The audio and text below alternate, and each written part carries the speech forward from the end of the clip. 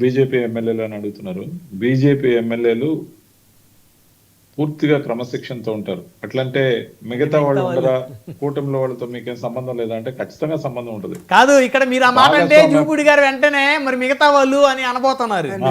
అనబోయేలుగా నేనే చెప్తున్నా కదా, వాళ్ళతో కూడా మాకు సంబంధం ఖచ్చితంగా కూడా అలయన్స్ పార్ట్నర్స్ గా వాళ్ళు చేసే ఏదైనా ఈ అవకతవకలు కూడా కూటమికి చెడ్డ పేరు తెస్తాయి. కాబట్టి అవును, పవన్ కళ్యాణ్ గారి పార్టీకి సంబంధించి ఎక్కడో ఒక దగ్గర ఇద్దరు కట్టు తప్పుతున్నారు అనగానే పవన్ కళ్యాణ్ గారు ఇన్వాల్వ్ అయ్యారు. అలాగే చంద్రబాబు నాయుడు గారు కూడా సరైన టైంలో ఇన్వాల్వ్ అయ్యి వాళ్ళని దండించడం లేదే వాళ్ళని అదుపు చేయడం అనేది ఆయన బాధ్యతగా తీసుకున్నారు. మీరు అన్నట్టు శ్రీశైలం సంబంధించి బుడ్డా రాజశేఖర రెడ్డి గారి విషయం కావచ్చు, ఇప్పుడు దగ్గుపాటి వెంకటేశ్వర ప్రసాద్ గారు కావచ్చు, ఆయన గురించి కావచ్చు, లేకపోతే ఈరోజు సుధాకర్ రెడ్డి గారు చేసిన ఆరోపణలు మరింత పరుషంగా ఉన్నాయి. అధికార ప్రతినిధిగా ఆయన తిరుపతిలో ఈ విధంగా అనైతికమైన కార్యకలాపాలకు సదరు మంత్రి పాల్పడుతున్నారని చెప్పడం, అది బహిరంగంగా చెప్పడం, ఇలాంటివన్నీ కూడా తెలుగుదేశం పార్టీకి మాత్రమే నష్టం చేయవు. కూటమి పార్టీగా ముగ్గురు ఒకటిగా ఉన్నప్పుడు కూటమికి నష్టదాయకం. అవును, ఖచ్చితంగా కూడా నష్ట నివారణ చర్యలకి, క్రమశిక్షణ చర్యలకి చంద్రబాబు నాయుడు గారు ఎట్టి పరిస్థితిలో మొహమాటానికి పోరు. ఇలా మొహమాటానికి పోయినందుకే, ఇలాంటి దోషణలు చేసినందుకే, జగన్మోహన్ రెడ్డి గారు చూసి చూడనట్టు ఉండనందుకే ఆ రోజు ఫలితం రుచి చూసాం. గతంలో వైఎస్ఆర్సీపీకి ఏం జరిగిందో చూసాం.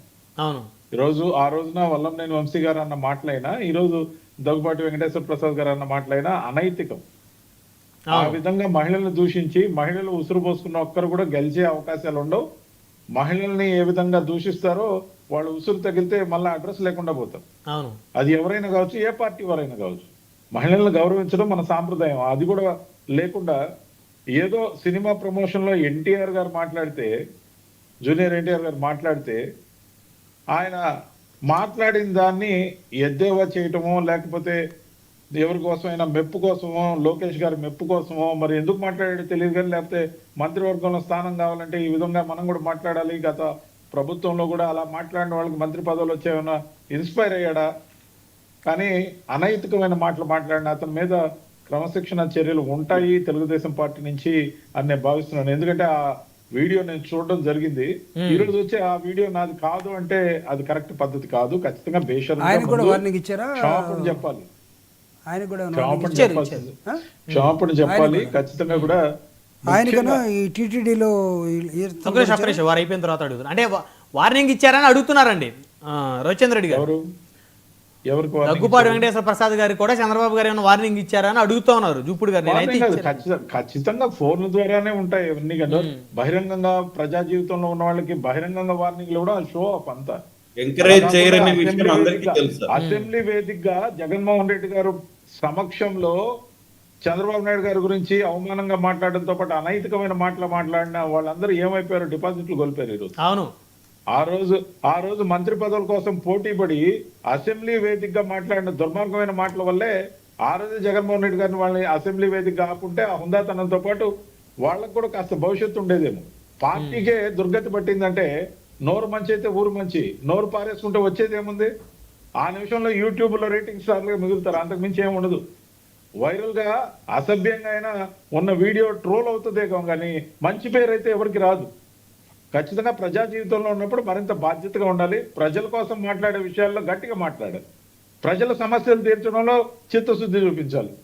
ఇక్కడ ఒక విషయం, రవిచంద్ర రెడ్డి గారు బేసిక్ గా ఏ పార్టీలో ఉన్నా, రవిచంద్ర రెడ్డి గారు గతంలోనైనా ఇప్పుడు బీజేపీలో ఉంటే క్రమశిక్షణ గల బీజేపీ కార్యకర్తగా ఉన్నట్టు వాస్తవంగా మాట్లాడతారు.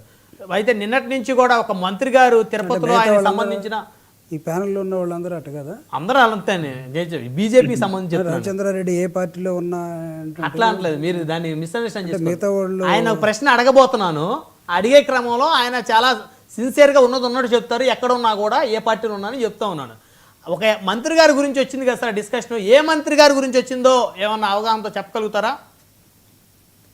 ఆ విధంగా మనం దాన్ని స్పెక్యులేట్ చేయలేము. ముఖ్యంగా మా సోదరుడు జూపుడి గారు, ఎవరైనా ఇప్పుడు మీరైనా కానీ కనీసం ప్యానెల్లో ఉన్న కాసేపట్లో జూపుడి గారు చాలా మంచివాళ్ళు అంటే మిగతా వాళ్ళందరూ చెడ్డవాళ్ళు అన్నట్టుగా అర్థం తీయడం మాత్రం కరెక్ట్ కాదని నా ఉద్దేశం. అంటే ఉన్నదన్నట్టు ఆయన చెప్తాడంటే మిగతా వాళ్ళు చెప్పరానా?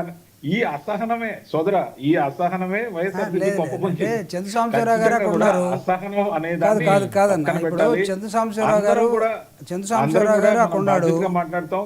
విను, అందరం బాధ్యతగా విను. మాట్లాడే వాళ్ళమే. కానీ విను, నేను మనం అనేది ఉన్న- తొందరపాటు కాదు. మనం ఉన్న పార్టీ ఏదైనప్పటికీ చందు మనం ఉన్న సాంబశివరావు గారు పార్టీ అక్కడ ఉన్నారు, ఏదైనప్పటికీ తమ్ముడు ప్రసాద్ అందరం అక్కడ ఉన్నాడు. నేను అదే చెప్తున్నా, అందరం బాధ్యతగానే మాట్లాడతాం. అది నేను అంటే చెప్పేది నేను ఏమంటే బ్రహ్మ- వారికి తెలిస్తే బాధ్యతగా చెప్తారండి, మాట్లాడేదో. పలానా వ్యక్తి అంటే టక్కన పలానా వాళ్ళ మీద వచ్చింది ఆరోపణ అందుకని నేను మనం- అనేది బ్రహ్మనాయుడు గారికి చెప్తున్నా, బాబు మేము కూడా వాస్తవాలే మాట్లాడతాము. కాదని ఎవరన్నారు నువ్వు సార్? మరీ నువ్వు రవిచంద్రారెడ్డిని ఒక్కడనే వాస్తవాలు మాట్లాడి తర్వాత చంద్ర సాంబశివరావు గారిని ప్రసాద్ని నన్ను ఇక్కడ పెట్టి వీళ్ళు ముగ్గురు కాదన్నట్టు చెప్తే ఎట్లా? ఇప్పుడు అలా కాదు, నేను బీజేపీకి సంబంధించి ఆయన బాగా చెప్తారు, నిజాలు చెప్తారు అన్న. మీ పార్టీలు వేరు, వారి పార్టీ వేరు. జోక్గా అన్నాలండి. ఓకే అండి, ఓకే, నో ప్రాబ్లం. చంద్రారెడ్డి ఎప్పుడు వాస్తవాలే మాట్లాడతాడు. రైట్, 1 by 1 మాట్లాడదాం. సార్ మళ్ళీ వస్తాను మీ దగ్గరికి రవిచంద్ర రెడ్డి గారు.